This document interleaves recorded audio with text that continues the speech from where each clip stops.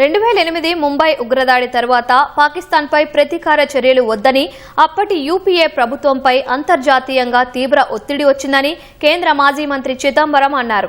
నాడు పాకిస్తాన్పై భారత్ ప్రతీకారం తీర్చుకోవాలని నిర్ణయించుకుందని, కానీ అమెరికా సహా పలు దేశాల సీనియర్ దౌత్యవేత్తల సలహాల మేరకు ఆ నిర్ణయాన్ని అమలు చేయలేదని వెల్లడించారు.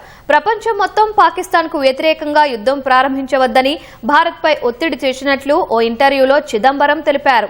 ఆ దౌత్యవేత్తల్లో అప్పటి అమెరికా విదేశాంగ కార్యదర్శి కండోలిజా రైస్ కూడా ఉన్నట్లు వివరించారు. 2008లో కేంద్ర హోంమంత్రిగా తాను బాధ్యతలు చేపట్టిన 3 రోజుల తరువాత కండోలిజా రైస్ భారత్కు వచ్చారని చిదంబరం పేర్కొన్నారు. ఆ సమయంలో పాక్కు వ్యతిరేకంగా స్పందించవద్దని ఆమె కోరారని వెల్లడించారు. కానీ అది ప్రభుత్వం నిర్ణయమని కండోలిజాకు స్పష్టం చేసినట్లు ఆయన తెలిపారు. ఉగ్ర ఘటనపై మాజీ ప్రధాని మన్మోహన్ సింగ్ ప్రతీకారం తీర్చుకోవాలని చర్చించారన్న చిదంబరం, కానీ విదేశాంగ మంత్రిత్వ శాఖ ప్రభావంతో ఆ నిర్ణయం తీసుకోలేదన్నారు.